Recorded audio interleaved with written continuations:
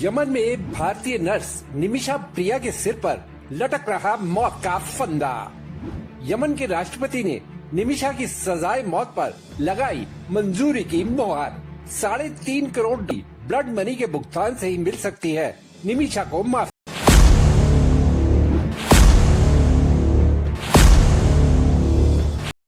Yemen की jail में बंद 36 साल की भारतीय नर्स निमिषा प्रिया को क्या 1 महीने में ही सजाए मौत दे दी जाएगी या निमिषा की सजा करीब 3.5 करोड़ रुपए की ब्लड मनी देकर माफ करा दी जाएगी। यमन के कानून के मुताबिक निमिषा की बड़ी उम्मीद भी 30 दिसंबर 2024 को उस वक्त खत्म हो गई जब यमन के राष्ट्रपति रशद अल अलीमी ने निमिषा की मौत की सजा पर अपनी मोहर लगा दी। अब निमिषा के परिवार के लिए ब्लड मनी देकर ही निमिषा को मौत के फंदे से बचाने का विकल्प बचा है। कौन है निमिषा प्रिया? यमन में किसकी हत्या के आरोप में निमिषा को मौत की सजा सुनाई गई? क्या होती है ब्लड मनी? देश ड्रामा आपको इस स्टोरी में सब बताने जा रहा है। आइए अब बताते हैं केरल के पलक्कड़ की मूल निवासी निमिषा प्रिया के बारे में। दिहाड़ी मजदूर पिता और हाउसमेट का काम करने वाली मां के घर में जन्मी निमिषा ने तमाम मुश्किल हालात में नर्सिंग की पढ़ाई पूरी की। 2008 में निमिषा महज 19 साल की थी तो बेहतर भविष्य की आस में यमन का रुख किया। यमन की राजधानी सना में निमिषा ने एक क्लिनिक में बतौर नर्स काम करना शुरू कर दिया। 2011 में निमिषा ने भारत आकर इडुक्की के रहने वाले टॉमी थॉमस से शादी की। शादी के बाद निमिषा पति को भी यमन ले गयी। थॉमस को सना में इलेक्ट्रीशियन असिस्टेंट की नौकरी मिली, लेकिन तनख्वाह बहुत कम थी। 2012 में निमिषा और थॉमस की बेटी मिशेल का जन्म हुआ। यमन में गुजारा मुश्किल हो गया तो 2014 में बेटी मिशेल को लेकर टॉमी थॉमस केरल लौट आए और ई रिक्शा चलाना शुरू कर दिया। निमिषा प्रिया भी यमन में क्लिनिक में बतौर नर्स मिलने वाली सैलरी से खुश रही थी। निमिषा ने यमन में अपना क्लिनिक खोलने का फैसला किया, लेकिन यमन के कानून के मुताबिक बिना किसी स्थानीय नागरिक को पार्टनर बनाए क्लिनिक या अन्य कोई बिजनेस वेंचर शुरू नहीं किया जा सकता। ऐसे में निमिषा ने सना में कपड़े की दुकान चलाने वाले तलाल अब्दो मेहदी से संपर्क किया, जिससे क्लिनिक खोलने में आसानी हो सके। दरअसल मेहदी की पत्नी की डिलीवरी निमिषा प्रिया ने ही करवाई थी, इसलिए मेहदी का उस क्लिनिक में आना जाना था जिसमें निमिषा नर्स की नौकरी करती थी। मेहदी क्लिनिक खुलवाने में निमिषा की मदद करने को तैयार हो गया। जनवरी 2015 में निमिषा पति थॉमस और बेटी मिशेल से मिलने भारत आई तो मेहदी भी निमिषा के साथ आया। मेहदी ने निमिषा से कहा था कि उसकी भी केरल घूमने की इच्छा है। भारत में प्रवास के दौरान ही मेहदी ने निमिषा की शादी की एक तस्वीर चुरा ली। इसी फोटो से छेड़छाड़ कर मेहदी ने आगे चलकर यमन में कोर्ट में निमिषा के पति होने का दावा किया। निमिषा ने यमन में क्लिनिक खोलने के लिए केरल में मोटी रकम का इंतजाम किया।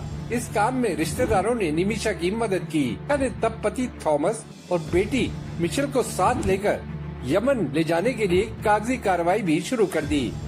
लेकिन मार्च 2015 में यमन में गृह युद्ध छिड़ गया। भारत ने अप्रैल मई 2015 तक भारतीय नागरिकों को यमन से निकालने के लिए ऑपरेशन राहत चलाया। 4,600 भारतीय नागरिकों को यमन से निकाला गया, लेकिन निमिषा ने क्लिनिक से अच्छी कमाई की संभावना को देखते हुए यमन में ही रहने का फैसला किया।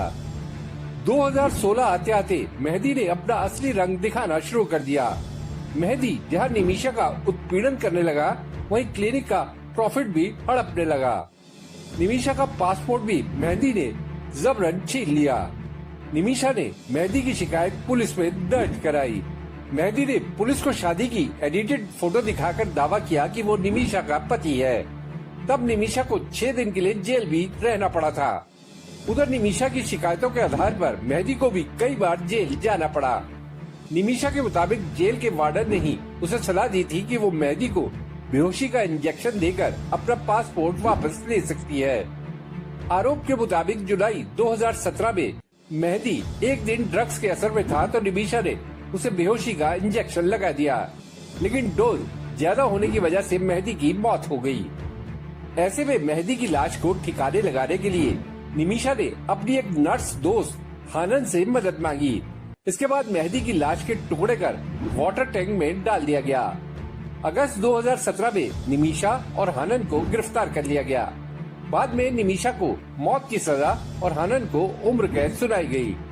सुप्रीम जुडिशियल काउंसिल ने भी ट्रायल कोर्ट की सजा को बरकरार रखा। निमिषा की माफी की अपील यमन के सुप्रीम कोर्ट ने 2023 में खारिज कर दी।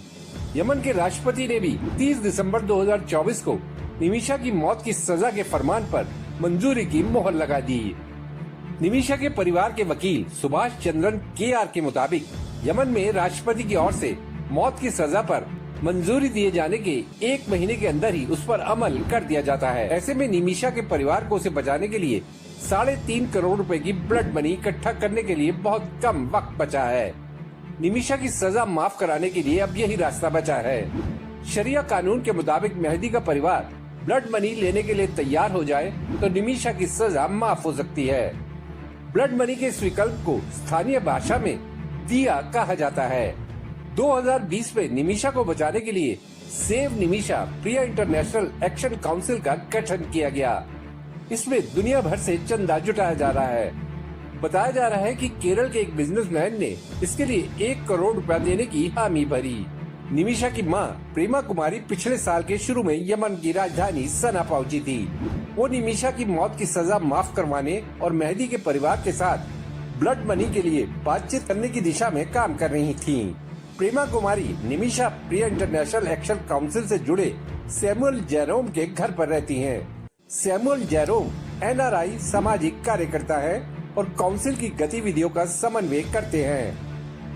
इस बीच भारत के विदेश मंत्रालय के प्रवक्ता रणधीर जायसवाल ने 31 दिसंबर 2024 को एक बयान में कहा कि सरकार निमिषा प्रिया के मामले की जानकारी रख रही है और उनके परिवार की मदद के लिए हर संभव कानूनी कदम उठाए जाएंगे।